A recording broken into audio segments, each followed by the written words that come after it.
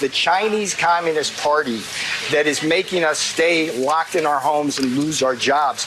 They spawned the virus.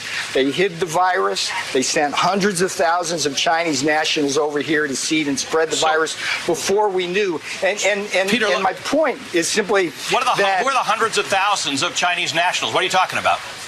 So the date line is November. They spawned the virus, probably came out of the biological lab. For 2 months, they hid the virus from the world and the possibility of a pandemic behind the shield of the World Health Organization. While they did that, they vacuumed up the world's protective equipment, including 2 billion masks.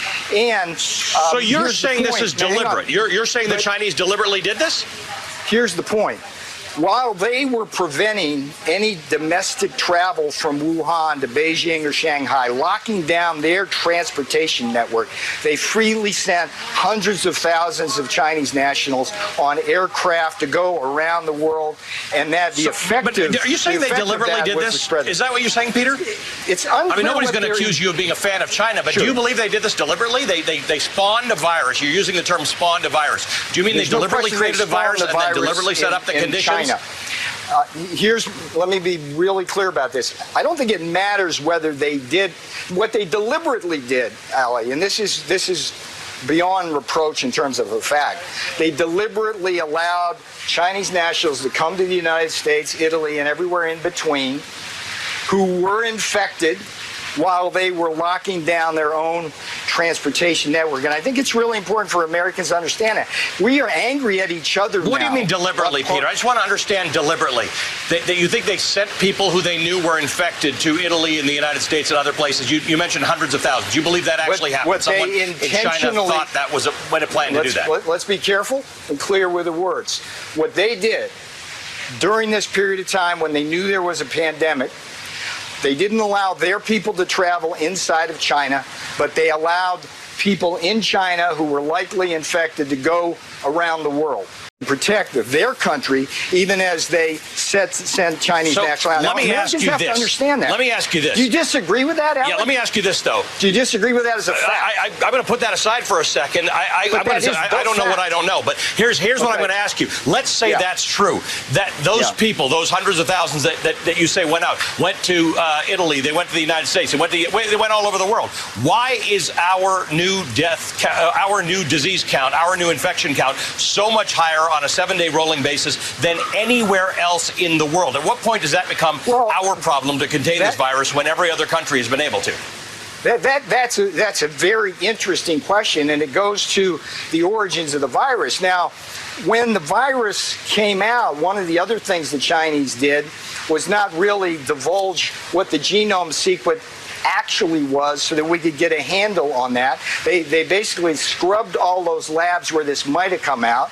And what this looks like, I mean, everybody thought, and this was a reasonable presumption, that come summer, the heat and humidity would get rid of the virus. It doesn't look that way. This looks more like a weaponized virus, rather intentionally or unintentionally, but this is a virus which... So is that the reason why, again, Peter, you look at other places in the world. You look at Canada, you look at Australia, you look at New Zealand, you look at South Korea, you look at Italy, you look at the United Kingdom. Nobody's experiencing this the way we are, but we also don't have any discipline in this country and messaging from the White House where you are about masks and about testing. Sure. I dispute your characterization. What we're seeing as you turn on and watch your network or other networks, we're seeing spread in Iraq, across other countries, moving very rapidly. This is a virus that we have to contain. The Chinese Communist Party is responsible for every bad thing we're experiencing. You might be wondering how it is the United States is among the only countries doing as poorly as we are, and then you see people like Peter Navarro on television on behalf of the White House, and suddenly it makes perfect sense. What Navarro is saying, again on national television, is that coronavirus wasn't a naturally occurring virus, but rather that it was created as a weapon in a lab, which China then used to infect hundreds of thousands of its own citizens before sending them off into the world to seed the virus elsewhere, but not before having hoarded all of the world's PPE.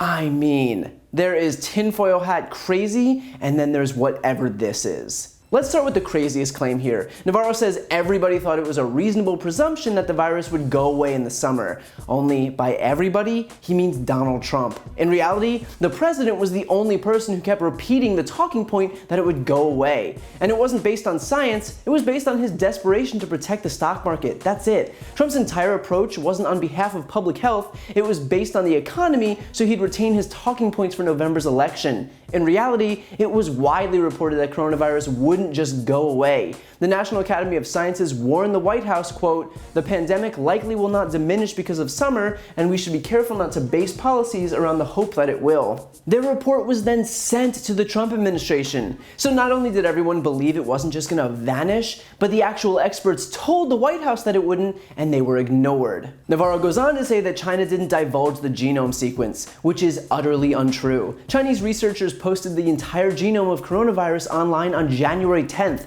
and scientists across the world began working immediately to develop diagnostic tests based on that very genome. Navarro then complains that China hoarded all of the world's PPE, when the Trump administration itself sent 17.8 tons of our own PPE to China voluntarily, only to then have Trump complain for the next 6 months that our national stockpile was depleted.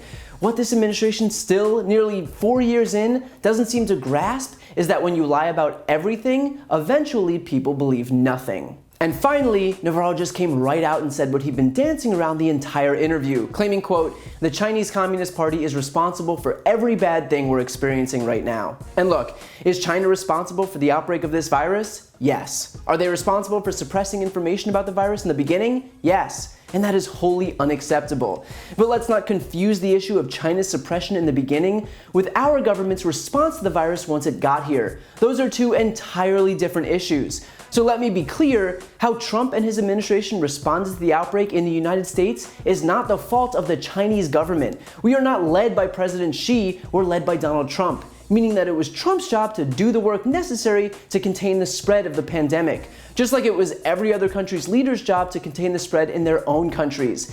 Every other country around the world had the same problem to deal with that we did. This wasn't an American problem, it was an international problem. And yet nearly every single one of those nations figured it out. South Korea and Germany and Australia and New Zealand and Canada and the UK, they've all gotten their outbreaks under control. They didn't spend the last 6 months stomping their feet and pointing fingers at China, they did the work. They coordinated nationwide testing and contact tracing systems, they produced PPE, they imposed stay-at-home orders, they set a good example for their citizens. They wore masks, they encouraged social distancing, they didn't hold rallies. So Trump and his administration can pretend that their hands were tied, but we don't live in a vacuum. All you have to do is look to almost any other country on the face of the earth to see what a successful response to the outbreak looks like, and it doesn't look like ours. For a White House predicated on beating their chest and showing the world just how tough they are, the fact that they aren't willing to take even a shred of responsibility for their own actions in their own country goes to show that it's nothing but a show. Trump isn't a strong man, he's a petulant child whose only move is to throw a tantrum and blame everybody else. And the fact that the entire world was given the same test as him, which they all passed, only makes his con all the more obvious. If you like that video, please check out my brand new podcast, No Lie with Brian Tyler Cohen, where I'll cover the most important political stories of the week and interview major players in the world of politics. Available now on Apple Podcasts, Spotify, or wherever you get your podcasts. Check it out and subscribe now.